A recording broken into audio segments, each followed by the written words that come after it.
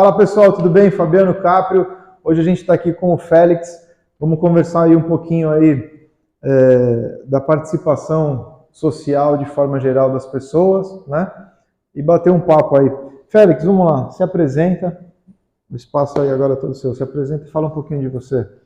Bom, meu nome é Luiz Félix de Medeiros, eu sou conhecido como Diácono Félix, frequento aqui a São Judas há 29 anos e como diácono eu estou há 13. E profissionalmente trabalhei por mais de 40 anos na Sabesp. Hoje, como aposentado, me dedico simplesmente a trabalhar aqui na igreja. Legal, Félix. E o que é o diácono? O que ele faz dentro da igreja? Qual é o papel dele na igreja, de forma geral, assim? Na hierarquia da igreja são três degraus de ordenação: diácono, padre e bispo. O diácono é dividido em dois, transitório e o diácono permanente. Transitório é o jovem que se prepara para ser padre. Acabamos de ter a ordenação de 5 novos padres e mais 2 que virão dia 10. Eles já são diáconos e passam a ser padre. O diácono permanente é um homem casado que se prepara para receber a ordenação em primeiro grau. Nunca vou poder ser padre pelo fato de ser casado. Então, né? estaciona aí, por isso que se diz diácono permanente. E o diácono, tanto o permanente quanto o transitório, ele pode fazer diversas coisas. Eu vou citar as que não pode fazer. Ele não deve receber confissão, não celebra a missa porque ele não tem autoridade para consagrar as hóstias, e também não aplica a unção dos enfermos, porque normalmente é precedido de uma confissão, né? Legal. Os demais, bênçãos, casamento, batizado... Celebrações simples, todas essas coisas mais tranquilas. No lugar da missa é a celebração da palavra. Celebração, né? Legal. Félix, vamos aproveitar que a gente está falando um pouquinho aí dessa parte religiosa. Conta um pouquinho aí o que foi essa mudança da Igreja São Judas Tadeu para o Santuário São Judas Tadeu. Então, no dia 16 de outubro de 2021, a nossa paróquia São Judas Tadeu foi elevada à paróquia Santuário, né? O que muda isso aí? Muda um pouco, digamos, a responsabilidade, porque o fato de ser santuário significa que é um lugar de visitação. Vem muita gente de fora. Então, é evidente que nós temos que trabalhar de uma forma que as pessoas que venham nos visitar levem uma boa impressão, né? Não é assim, porque agora é santuário, está mais santo do que nunca. Não, é a mesma igreja, porém, com esse título que causa, assim, as pessoas que vêm, né? uma grande referência, exatamente. E isso é bom também até para valorizar o bairro, né? Devido de ter um lugar de visitação dos fiéis. Muito bem, muito bom, muito bacana. Félix, vamos falar um pouquinho da participação social. O que você entende, o que você acha de qual é a importância que você vê da sociedade organizada de forma geral, seja ela numa igreja, seja ela numa associação? Qual o seu ponto de vista nisso aí, nessa organização da sociedade? Eu penso que todos os segmentos da sociedade devem se organizar politicamente, profissionalmente, porque uma sociedade desorganizada é uma sociedade dominada. Se você não se organiza, você não sabe os seus direitos para exigir, você só vai, um dia da eleição, votar num determinado político, depois esquece, não cobra o que ele está fazendo, e isso muitas vezes causa problemas seríssimos, como corrupções e tantas outras coisas que a gente vê. Então, qual é a obrigação nossa como cidadãos? Escolher um candidato que nós acreditamos. Para mim, meu candidato é esse, vota no cidadão, mas nunca esquecer de cobrar. De vez em quando, hoje nós temos muitas ferramentas para isso, né? Sim. As redes sociais é uma delas, fica mais fácil. Eu não consigo chegar no meu senador. É claro que chega. Você entra na rede social dele, manda o seu recado. Tem o e-mail oficial que eles têm, exatamente. Né? Legal. Em cima disso que você falou das escolhas aí, qual é o impacto da sociedade em geral não participar das escolhas? Por exemplo, não votar, né? não se interessar em participar desses movimentos, desses momentos importantes de escolha? Em primeiro lugar, se eu me tiro essa responsabilidade do meu voto, da minha condição e o direito de escolher aquele que eu acho que é bom para ser meu representante, eu estou dando esse direito para outra pessoa. Escolher aquele com quem eu não comungo e depois eu fico criticando, né? Metendo pau porque o cara é ladrão, o cara é isso e aquilo, enfim. Eu não fui lá votar para que aquele que eu não acredito não entrasse. Não tenho nem esse direito de ficar reclamando, uma vez que eu me eximi disso, né? Então, Sim. é interessante que todo cidadão, não precisava nem ser obrigatório o voto no dia da eleição, ir lá e votar. Isso em qualquer eleição, até para síndico, é bom que você participe e dê o seu voto. Comentar um pouquinho de como que é o processo, acho que é um dos processos que eu vejo mais apurado, né, do conselheiro tutelar. O conselheiro tutelar, para você ser um candidato ao conselho tutelar, você tem algumas etapas, né? Você tem que comprovadamente atuar com crianças por 2 anos, você tem que comprovar isso e levar, né, para os órgãos respectivos lá. Essa documentação aceita, você tem uma segunda fase que é uma prova, né, específica lá, com alguns temas lá, enfim, aí você tem uma pontuação mínima a ser feita, e aí depois disso você vai para a eleição. É um pouquinho diferente da eleição convencional, né? Então com isso a gente vê a importância da eleição do Conselho Tutelar, quanto às outras, né? Mas não é tão divulgado porque ainda é uma eleição que não é obrigatória, porque é uma pena, porque é onde a população teria mais proximidade, né, do conselheiro, enfim, e às vezes as pessoas não sabem a importância da ferramenta do Conselho Tutelar, né? Que é onde, quando você tem uma dor de barriga de uma falta de vaga em escola, vaga em hospital, enfim, se você puder correr em alguém, você tem que correr no Conselho Tutelar, porque é ele que vai blindar a criança para a criança poder ter os seus direitos, né, garantidos, né? Então, você deu o exemplo de síndico, né, enfim, governador, presidente e tal, tantas funções que a sociedade tem a opção de escolher e às vezes não escolhe, né, como essa situação do caso, né, do Conselho, que não é uma eleição obrigatória. Você já votou na eleição do Conselho, Félix? Sim, eu já votei e eu penso o seguinte, a eleição nem deveria ser nenhuma delas obrigatória, mas a importância do conselheiro tutelar é tão grande, é tão boa, tão necessária, mas a divulgação é muito pequena. Então, por que as pessoas não vão votar? Porque não acreditam, não sabem a necessidade.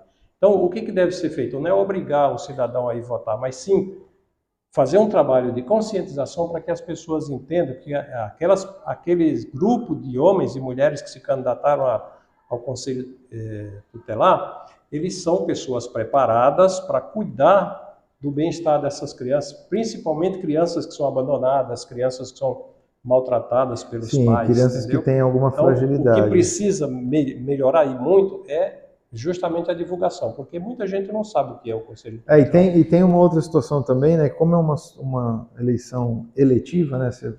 Não é obrigatória, ainda tem essa situação. Então, às vezes junta 3, 4, 5 escolas num único lugar, e isso às vezes atrapalha, confunde um pouquinho o eleitor, enfim. Ele às vezes chega numa escola, não, a tua sessão está em outra, tal, e aí isso às vezes atrapalha um pouquinho. Então, isso é um ponto que a gente sempre vem, né, tentando melhorar para que, né, facilite as coisas. Você consiga votar em qualquer lugar na cidade. Exatamente. Já que não é obrigatório, né, você consiga em qualquer lugar da cidade votar. Na última eleição nós tivemos muitos relatos das pessoas que chegaram para votar num lugar, não, você tem que ir em outra escola, tal, e aí isso causou alguns transtornos, né? Então, hoje nós temos um sistema eletrônico, né, muito eficaz, que pode ser, eu posso chegar com o meu título e votar no centro da cidade, na ponta da praia, e isso está interligado para aparecer no sistema de um modo geral, que eu já votei, para que não haja também as malandragens de você votar várias vezes no seu candidato, né? Isso tem que ser também muito bem cuidado, mas eu acho que é uma questão de melhorar o sistema, sabe? Eu vejo que aqui, como você falou, a comunicação, né? A gente acho que tem que melhorar um pouquinho a comunicação nesse sentido. Né? Tem muita divulgação e tal, mas assim, aí no dia mesmo acaba gerando alguns conflitos. Deixa eu só concluir o meu pensamento. Eu penso até, Fabiano, que a respeito do trabalho do conselheiro tutelar, ele tira a responsabilidade, inclusive, de uma pessoa comum de acusar alguém de maltratos a uma criança, por exemplo. Não precisa a pessoa ir lá na polícia ou em qualquer outro lugar, ou encarar o infrator, mas chama o conselho tutelar e ele faz isso.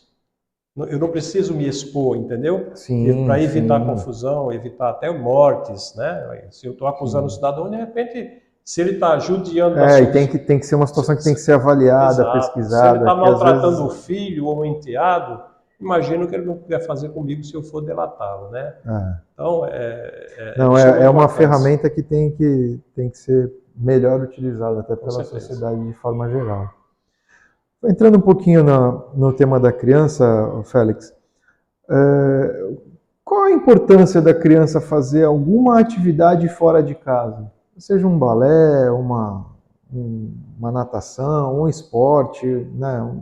Qual a importância disso na formação da criança? Veja, tirando as crianças que nasceram numa família um pouco mais abastada, que tem várias coisas para fazer, várias atividades, a maioria das crianças chegam na escola e não tem o que fazer. Ficam, principalmente na periferia, brincando na rua, se expondo a vários perigos, né? E no momento em que uma criança começa a participar de um esporte, inclusive o balé, como você falou, todo esporte, toda modalidade ensina a criança a ter regra, a cumprir regras, né? A ser uma pessoa, como é que eu vou dizer, organizada, né? Saber administrar o seu tempo, sem contar que ele vai ter mais saúde, não vai ficar perdendo tempo com bobagem, aprendendo coisa ruim na internet, por exemplo. Enfim, praticar qualquer esporte, para qualquer pessoa, é de suma importância.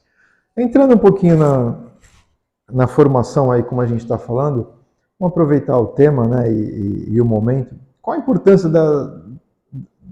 da criança participar de uma religião, ter uma religião na formação dela, no contexto geral? Qual a importância da criança participar desses encontros religiosos, desses momentos religiosos e ter uma linha para seguir, seja ela qual for, não sendo específico? Exatamente.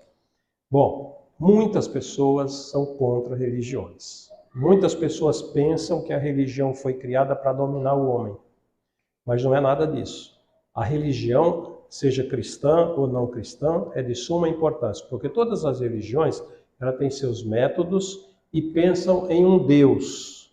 Mas ele pensa num Deus diferente, não é um Deus cristão, não é em Jesus Cristo. Não importa no que o cara crê. O fato é que as religiões ensinam coisas boas. É melhor ter o seu filho numa igreja, aprendendo coisas boas para o seu dia a dia, para a sua vida toda, do que na rua aprendendo bobagem. O que se aprende numa igreja, não se aprende na rua, com certeza. Sim. Na rua só se aprende, via de regra, coisa ruim. As igrejas não, elas ensinam regras boas para essas crianças, faz uma formação de caráter, né, de honestidade, enfim. Ela prepara a pessoa para a vida e caminha, sabe Deus até quando. A gente participou bastante aí, né, das formações, né, das crianças, dos grupos de jovens, enfim, a gente sabe realmente da importância, mas é sempre bom a gente fortalecer essa, na verdade, participação. O fato de você criar o seu filho na igreja não é garantia de que ele não vai se tornar um bandido. Não é, a gente sabe que não é, né? Toda regra tem exceção. Mas existe um ditado que quem leva a criança à igreja não vai buscar na delegacia. Talvez seja um ditado meio bobo, que eu nem sei quem foi que criou, mas tem um pouco de lógica, né? Acho que todo mundo tem que ter, né? A fé, uma religião, enfim, algo que dê sustentação nesse sentido. Félix, me fala um pouquinho da tua visão da falta de fiscalização dos escolhidos, dos eleitos, né? Das pessoas que são eleitas pelo voto popular em geral, seja um síndico, seja um presidente de clube, seja um prefeito de uma cidade, vereador, um conselho tutelar, enfim. Qual o impacto de não acompanhar, de não fiscalizar? O que isso pode impactar nessa situação? Então, quem que é o fiscal do governo? Quem que é o fiscal dos deputados? Dos vereadores, do síndico ou de uma empresa mesmo, quem que é? Povo. O povo que tem que fiscalizar. Nós não nos... Se você fizer a eleição, tem o quê? Um mês que aconteceu, mais ou menos. Se você chegar, experimenta fazer uma pesquisa em quem você votou. Eu te garanto que pelo menos a metade não se lembra em quem votou. Pelo menos a metade. Então a pessoa vota, como você falou, porque é obrigado. Né? Mas o que é isso? É falta de cidadania? Não é falta de cidadania, é falta de divulgação, de ensinamento para as pessoas para ter a responsabilidade. Você sabe quando é que as pessoas tinham um pouco mais de responsabilidade quanto a isso? Talvez nem precisasse ser obrigado. Quando nós tínhamos nas escolas uma matéria chamada OSPB, Organização Social e Política Brasileira, né? Ali nos ensinava a pensar no que é um governo, no que é um cargo eletivo, e as pessoas tinham um pouco mais de consciência. Depois que acabou isso, já tem, sei lá, uns 50 anos, 40, não sei quanto, a coisa desandou, porque não há mais esse ensinamento nas escolas. Se não há nas escolas e os pais não ensinam em casa, quem vai aprender? Complicado. Félix, a gente tinha um tempo atrás, eu até comentei isso num outro bate-papo que nós tivemos aí, uma assessoria das crianças, meio que um fiscal das crianças na rua que chamava Panda. Eu acho que você deve lembrar de alguma coisa disso, não lembra? Não lembro. O Panda era o famoso a delegacia da criança, a delegacia da infância, era o órgão que vinculado ao judiciário e apanhava as crianças na rua, tal, levava para o fórum, às vezes entrega e levava para os pais, né? Enfim, fazia essa situação. Então era um controle meio que para não deixar as crianças, né, na rua por muito tempo. Era uma forma de conter isso aí.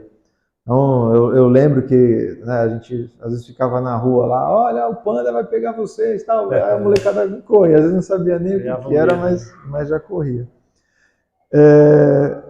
Félix, vamos aproveitar, antes da gente seguir aí para a fase final, eu queria que você deixasse um recado para quem está acompanhando a gente aí, para refletir um pouquinho do que nós falamos aí um pouquinho.